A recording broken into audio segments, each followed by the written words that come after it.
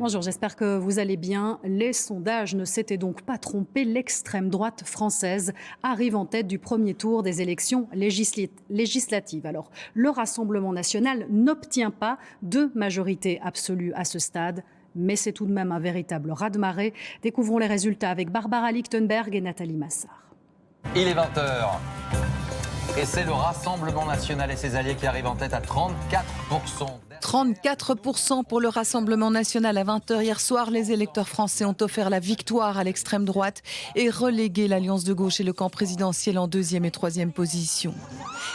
Explosion de joie au parti de Marine Le Pen et de Jordan Bardella. Embrassades, drapeau tricolore et marseillaise pour les militants. Sérieux pour Jordan Bardella qui se rêve déjà Premier ministre. Alors, avant le vote du second tour dimanche prochain, il s'est surtout voulu rassurant et rassembleur.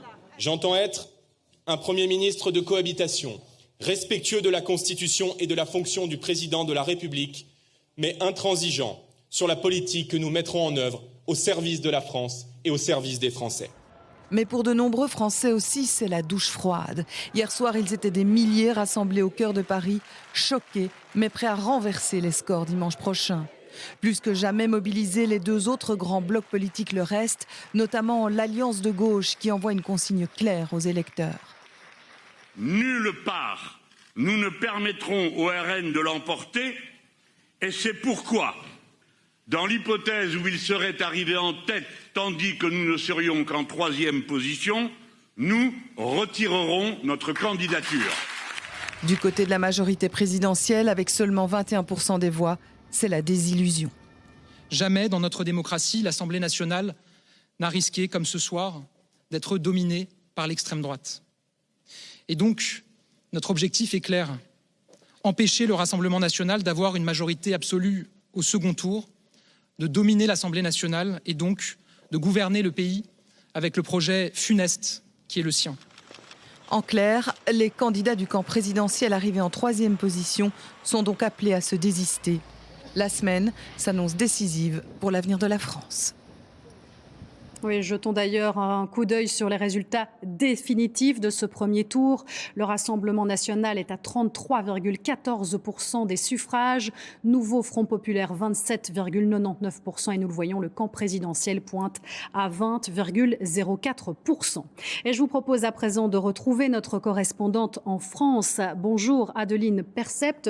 L'extrême droite est aux portes du pouvoir. Ce n'est pas une surprise et pourtant, certains se sont vraiment réveillés avec la gueule de bois.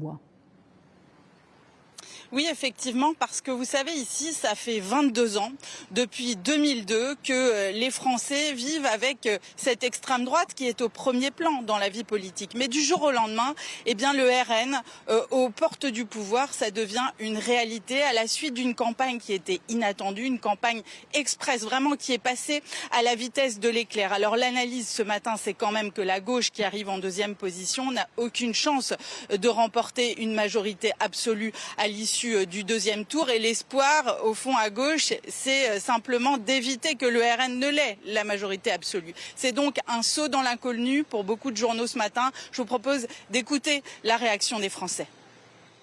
Comme si j'avais la gueule de bois. Voilà.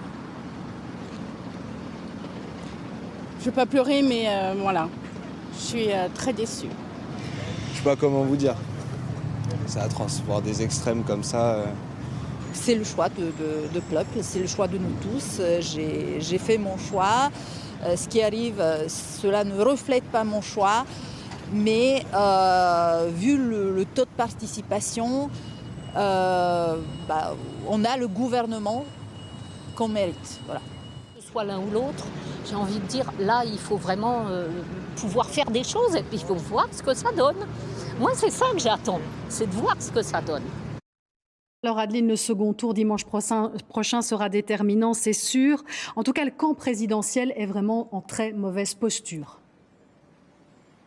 Oui, effectivement. Alors le camp présidentiel maintient quand même ses 20%, mais les projections à l'issue du deuxième tour, c'est quand même un bloc présidentiel bien maigre à l'Assemblée nationale. Alors qui plus est, ce camp présidentiel arrive totalement divisé dans sa stratégie face au second tour. Il y a ceux qui sont les partisans du ni le RN, ni la gauche et qui appellent clairement les électeurs à ne pas s'exprimer pour ces deux camps. Et puis il y a ceux qui, au contraire, au sein du camp macroniste, appellent à faire barrage à tout prix, y compris à soutenir la gauche pour faire barrage à l'extrême droite. Vous l'avez compris, c'est vraiment une ambiance fin de règne, symbole du pouvoir déclinant d'Emmanuel Macron.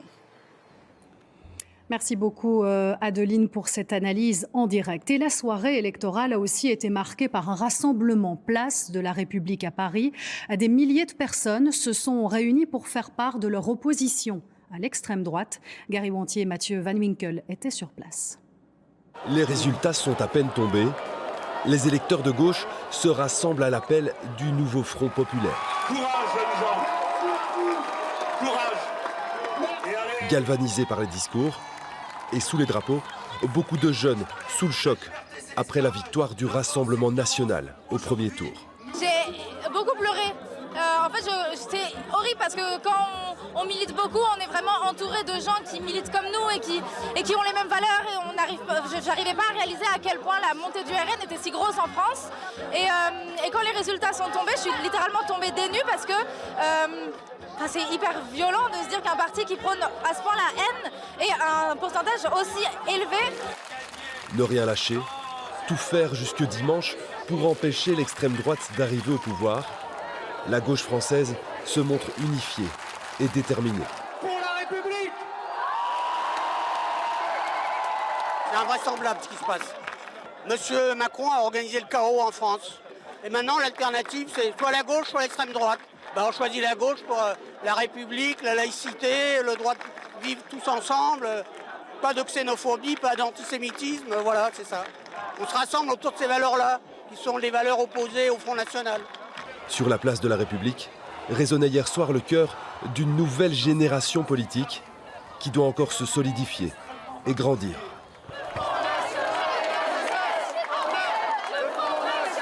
Même si je ne peux pas encore voter, mais dès que je pourrai voter, j'irai voter sans hésiter, c'est sûr, contre l'extrême droite.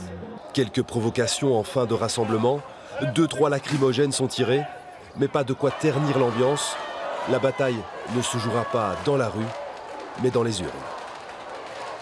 Et nous allons aller un pas plus loin avec vous, Quentin Warlop. Alors pourquoi peut-on dire que le Rassemblement national a réalisé un score historique ? Parce que 10,5 millions de Français, Ophélie, ont voté pour le Rassemblement national et ses alliés, parce que jamais autant de Français n'avaient voté pour l'extrême droite lors de législatives. Désormais, le RN pourrait être en mesure d'obtenir 250 députés. Vous le voyez, en fait, il y a une progression qu'il faut regarder dans le temps. 2 députés seulement en 2012, et puis regardez, 8 en 2017, 89 en 2022 et au moins 250 cette année, d'après les premières projections. Avec peut-être un Jordan Bardella comme Premier ministre ? Oui, c'est son souhait, mais il n'ira à Matignon qu'en cas de majorité absolue, c'est ce qu'il a dit. Elle sera atteinte, cette majorité absolue, seulement si le RN obtient 289 députés sur les 577 sièges. En fait, ça dépendra surtout des triangulaires. Vous savez, quand 3 candidats se qualifient pour le second tour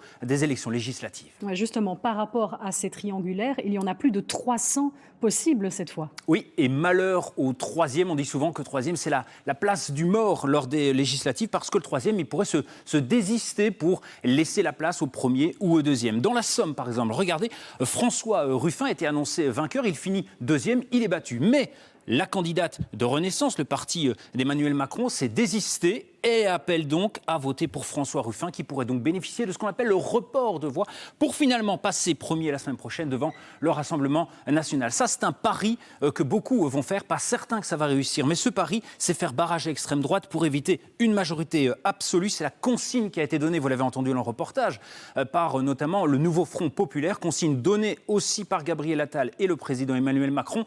Mais on sent que dans le parti d'Emmanuel Macron, il y a déjà des lignes différentes. Les tractations ont commencé depuis hier. Les négociations s'annoncent compliquées. En tout cas, les candidats ont jusque demain 18h pour se prononcer s'ils se désistent ou s'ils vont finalement au deuxième tour des législatives. Merci beaucoup Quentin pour toutes ces explications.